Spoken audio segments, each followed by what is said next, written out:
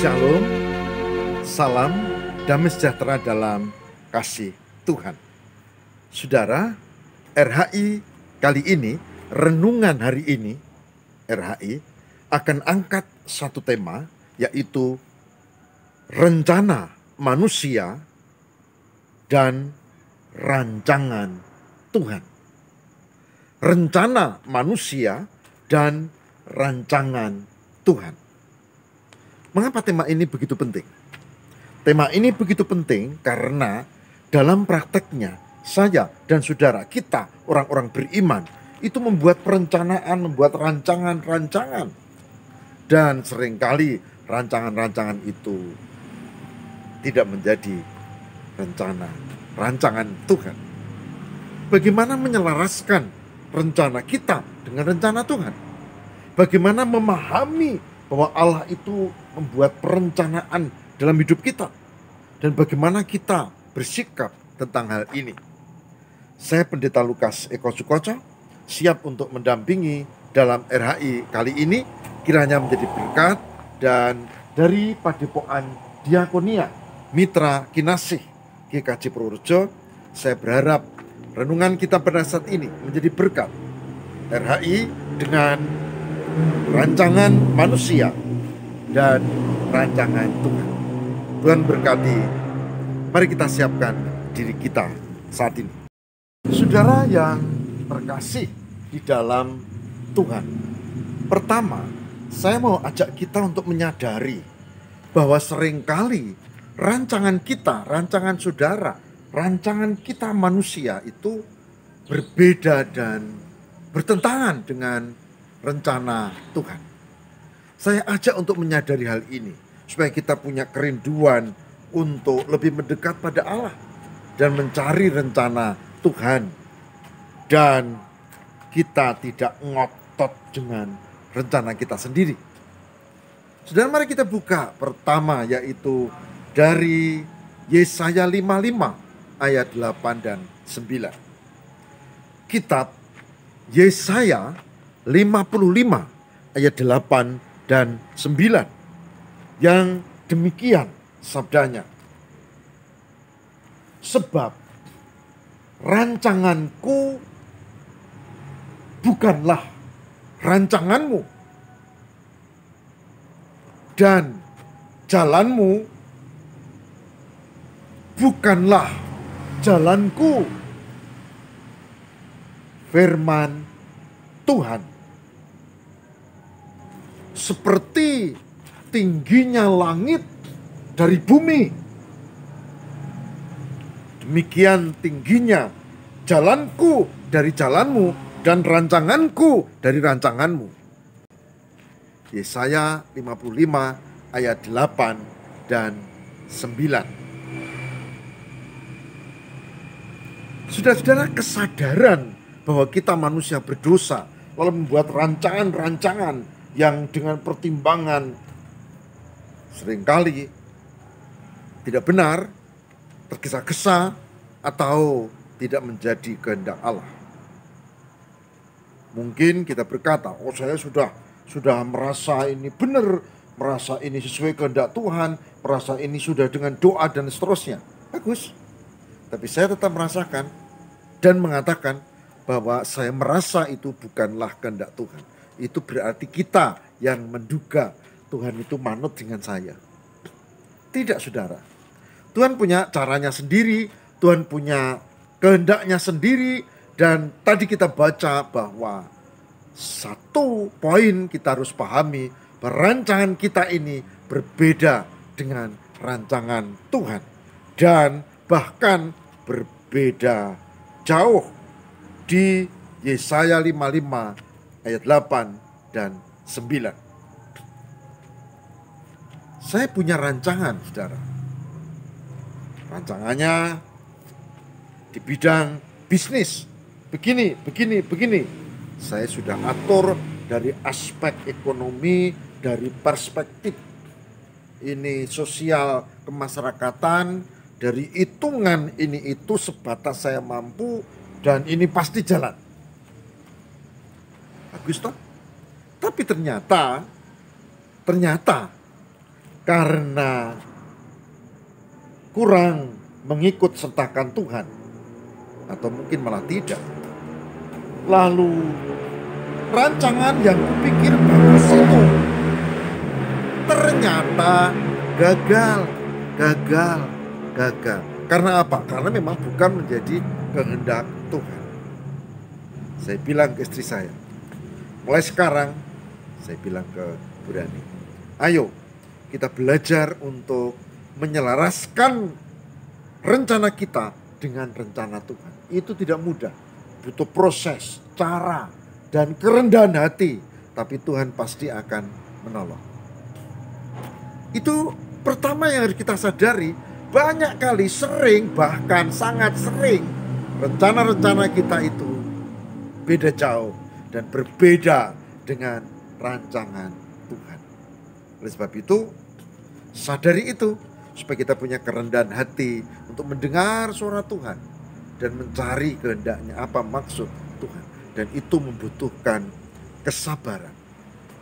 Kesabaran yang sungguh-sungguh sebagai orang yang beriman.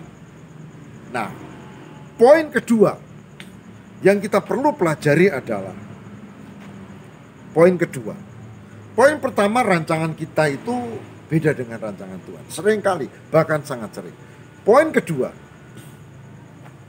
kita ini manusia merasa dirinya bijak dan pandai. Saya, ya, misalnya begitu. Lalu kita cenderung punya banyak rancangan. Dan ketika rancangan itu tidak berhasil, lalu kita jengkel, katanya Tuhan menolong, katanya Tuhan memberkati, katanya Tuhan menyertai. Kok tidak berhasil? Padahal itu rencananya sendiri dan bukan rencana Tuhan. Kita maunya Tuhan manut dengan saya. Kita maunya Tuhan itu tunduk pada keinginan saya. Kita maunya Tuhan itu ya ikutin aja kemauan kita. Padahal tidak. Tuhan adalah Tuhan. Tuhan bukan manusia dan Tuhan punya kehendaknya sendiri.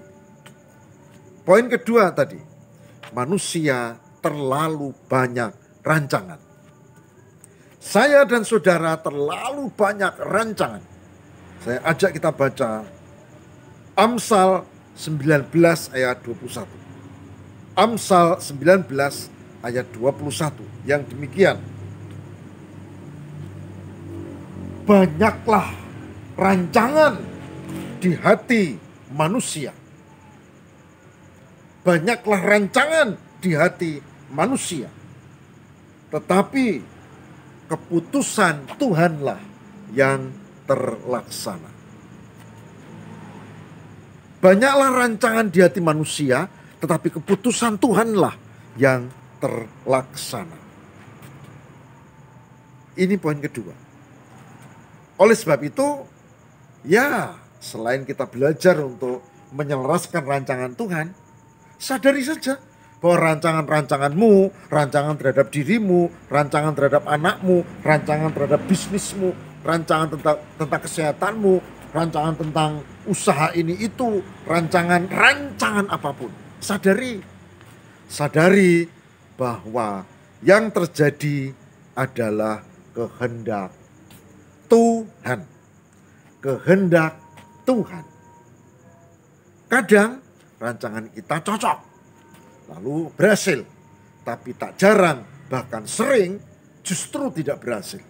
Sadari itu supaya tidak gampang semplah. Oke? Nah, poin berikutnya, saudara, mari kita siapkan. Poin ketiga. Bukan sekedar rancangan kita dan Tuhan itu beda jauh. Bukan sekedar kita punya banyak rancangan. Tapi poin ketiga yang penting adalah rancangan kalau saudara mau bikin, menyelaraskan dengan kehendak Tuhan. Salah satu tandanya adalah jangan tergesa-gesa. Biarlah semua pakai proses. Dengarlah apa petunjuk Tuhan. Jangan tergesa-gesa. Jangan kemerungsung. Jangan melupakan Tuhan. Saya ajak kita untuk membuka bagian dari firman Tuhan yang sangat penting. Amsal 21 ayat 5. Amsal 21 ayat 5. Amsal 21 ayat 5 mengatakan begini. Rancangan orang rajin semata-mata mendatangkan kelimpahan. Tetapi setiap orang yang tergesa-gesa hanya akan mengalami kekurangan. Saya ulangi. Rancangan orang rajin semata-mata mendatangkan kelimpahan, tapi setiap orang yang tergesa-gesa hanya akan mengalami kekurangan. Oke. Mungkin rancangan kita bagus dan Tuhan mengizinkan, tapi karena tergesa-gesa, bukan kelimpahan, tapi malah kekurangan. Bukan kegagalan, tapi kekurangan, tidak berhasil dengan sempurna. Maka poin ketiga adalah jangan tergesa-gesa, ikuti proses dan dengar suara Tuhan. Biar ini menjadi catatan yang penting. Nah, kalau itu dilakukan, maka akan berhasil dengan sempurna. Tapi kalau tergesa-gesa, ya berhasil tapi nggak sempurna dan ada banyak kekurangan begitu ya. Oke. Yang keempat, yang terakhir saudara, yang keempat. Saya suka ayat ini karena ayat ini begitu penting bahwa Allah kita, bahwa Tuhan itu hebat, bahwa Tuhan itu menyertai, bahwa Tuhan itu sungguh-sungguh memberi berkat kepada saya, kepada kita dan kepada semua orang yang beriman. Mari kita buka kesaksian di dalam 1 Korintus 2 ayat 9. 1 Korintus 2 ayat 9. 1 Korintus 2 ayat 9 memberikan penegasan begini, saudara. Tetapi seperti ada tertulis, apa yang tidak pernah dilihat oleh mata dan tidak pernah didengar oleh telinga dan yang tidak pernah timbul di dalam hati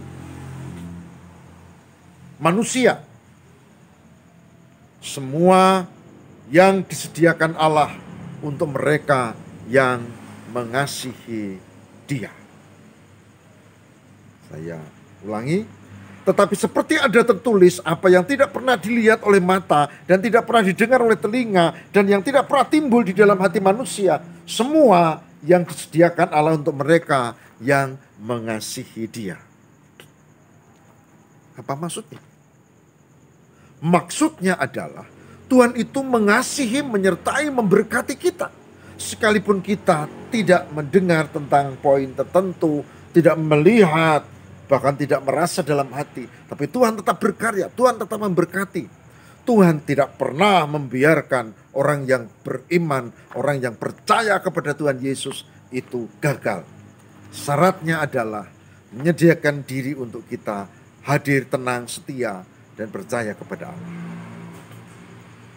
Pertanyaannya, lalu apa hubungannya rencana manusia dan rancangan Tuhan? Hubungannya adalah sadari bahwa rencana manusia dan Tuhan itu ada jarak yang jauh, seperti bumi dan langit. Sadari bahwa manusia itu cenderung bikin banyak rencana, tapi yang terjadi adalah rencana Tuhan. Dan sadari bahwa rencana Tuhan yang terlaksana, sekalipun kita punya banyak rancangan tadi. Oleh sebab itu, sadari juga bahwa Tuhanlah yang menyertai. Kalau tidak, rancangan kita cuma penuh kekurangan tadi. Poin yang terakhir ini yang menyenangkan, bahwa Tuhan itu setia memberkati. Mungkin kita mengatakan, oh kapan? Ya kapan? Ya kalau saya berhenti dengan banyak rancangan, tapi mulai dengan rancangan yang matang bersama Tuhan, itu akan mulai berkarya. Oleh sebab itu, saya mengajak, bikin rancangan, tapi jangan banyak-banyak. Bikin rancangan, tapi jangan lupakan Tuhan. Bikin rancangan, tapi jangan tergesa-gesa. Dan timbulkan keyakinan dalam hati bahwa Tuhan itu setia memberkati kita orang yang percaya. Tuhan berkati. Amin. Mari kita berdoa. Tuhan, kami memang sering punya banyak rancangan. Rancangan tentang diri, rancangan tentang materi, rancangan tentang bisnis, rancangan tentang masa depan, rancangan tentang keluarga, bahkan khusus rancangan tentang anak dan seterusnya dan seterusnya. Tapi hari ini kami sadar, ternyata yang akan terjadi hanyalah yang menjadi rencana Tuhan.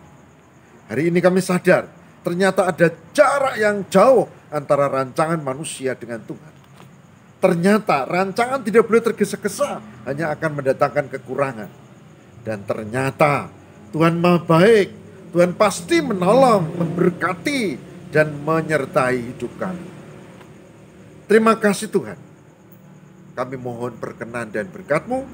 Hari ini kami beraktivitas dengan banyak rancangan pagi nanti atau hari ini. Tapi kami sadar sekarang bahwa Tuhanlah yang menentukan. Biarlah dengan rendah hati kami menyerahkan diri dalam pimpinan Tuhan. Tuhan yang penuh kuasa. Terima kasih Tuhan.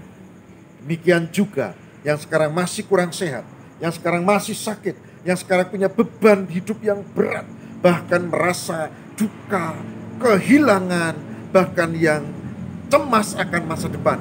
Kami siapkan diri kami untuk diam, dipimpin Tuhan, dan membuat perencanaan yang tidak tergesa-gesa. Tuhan tolonglah kami. Demi Kristus pengantara kami. Amin.